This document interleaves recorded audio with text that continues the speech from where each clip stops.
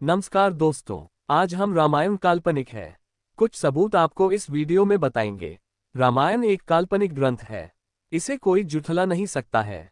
और अगर रामायण काल्पनिक नहीं है तो सिद्ध करो राम था, या स्वीकार करो कि रामायण काल्पनिक ग्रंथ है। अगर रामायण काल्पनिक ग्रंथ नहीं है, ये कैसे संभव हो सकता है कि एक समय पर दो तरह के इंसान कैसे हो सकते हैं? एक पूंछ वाला और एक बिना पूंछ वाला, दोनों मनुष्य की तरह बोलते हैं। दोनों के पिता राजा हैं। क्या ऐसा संभव है? ऐसा कभी संभव नहीं हो सकता है। रामायण को काल्पनिक होने के प्रमाण है। कई प्रकार से रामायण काल्पनिक साबित हो चुकी है। जिस प्रकार मंदोदरी मेढक से कैसे पैदा हो सकती है, हिंदू धर्म ग्रंथों में साफ लिखा है कि मंदोदरी मेढक से पैदा हुई। लंगोटी का दाग छुड़ाने से अंगद पैदा हुआ। भला लंगोटी का दाग हटाने से वानर मनुष्य कैसे पैदा हो सकता है? पक्षी मनुष्य की तरह कैसे कम कर सकता है?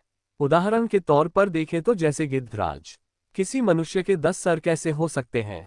इतिहास या पुरातत्व द्वारा आज तक ये सिद्ध नहीं हो पाया है कि किसी इंसान के 10 सिर 20 भुजाओं वाली संतान पैदा हुई। ये सब सिर्फ कल्पनाओं में हो सकता है। असल जिंदगी में इनका कोई अस्तित्व नहीं है। फिर भी लोगों को अंधविश्वास में रखने के लिए ब्राह्मणवाद द्वारा लिखे गए काल्पनिक किरदार बनाए गए, जिसे ब्राह्मणों को तो बहुत फायदा हुआ और लोग अंधविश्वास के दलदल में फंस गए और इसे आज तक नहीं उभर पा रहे हैं। ये लोग जिस लंका की बात करते हैं, जिसका नाम भी 1972 में लंका पड़ा था। इसके पहले सिलोन, से पहले सिहाली इत्यादि नाम थे। तो असली लंका कहाँ है? यही नहीं, इनके धर्म ग्रंथों के अनुसार घड़ी से लड़की पैदा हो सकती है। पसीने की बूंद मछली के मुंह में जाने से मकरध्वज नाम का वानर पैदा हो जाता है। वह भी मछली से। इनके धर्म ग्रंथों में ऐसी वाहियात बातें लिखी हुई है जिसका कोई साइंटिफिक प्रमाण नहीं है। और मकरध्वज पैदा होते ही पाताल लोक में 1 माह में ही नौकरी करने लगता है द्वारपाल की। क्या ये संभव है? अगर संभव है तो साबित करो। ऐसे धर्म ग्रंथों में लिखी बातों को कोई भी साबित नहीं कर सकता है।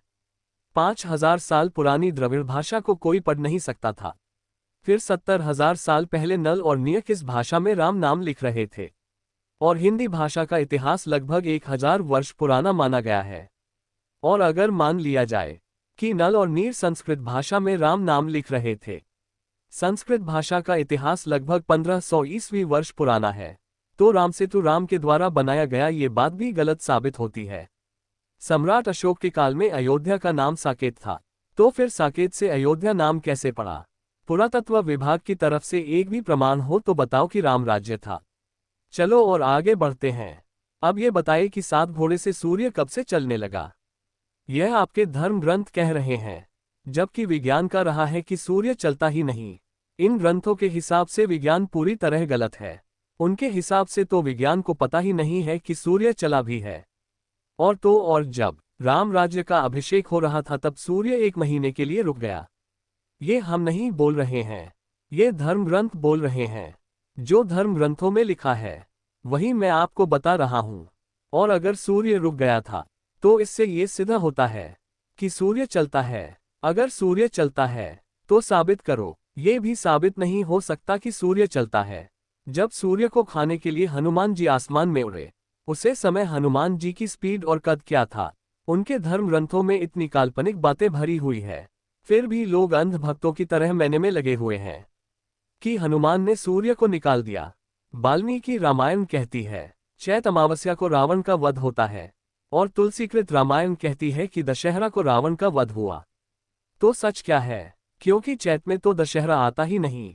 सिर्फ ऐसा कैसे हो सकता है? अलग अलग समय पर रावण का वध हुआ। देखा जाए तो सोने की खोज हुई 4000 साल हुए हैं।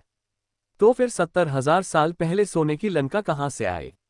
सोने का महल था या सोने की लंका? 6000 साल पहले सभी चमड़े का परिधान पहनते थे, तो 70,000 साल पूर्व कपड़े राम कहाँ से पहनते थे? 70,000 साल पहले किसने किया था कपड़े का आविष्कार? यह भी मिथक है, क्योंकि उसी टाइम कपड़े कोई पहना ही नहीं था। घास फूस और जानवरों की चमड़ी अपने शरीर पर लपेट कर रहते थे। जब ब्रह्मा के मुख से ब्राह्मण पैदा हुआ तो भारत में ही क्यों पैदा हुआ? जबकि ब्रह्मा ने ब्रह्मांड रचाया तो चीन, अमेरिका, थाईलैंड, जापान, दक्षिण कोरिया वगैरह वगैरह दुनिया के बाकी देशों में क्यों ना मुख से पैदा हुए? जिनकी बुद्धि तर्कशील होगी उन्हीं लोगों को ये बात समझ में आएगी कि रामायण पूरी तरह काल्पनिक है, जिसका कोई ऐतिहासिक प्रमाण नहीं है।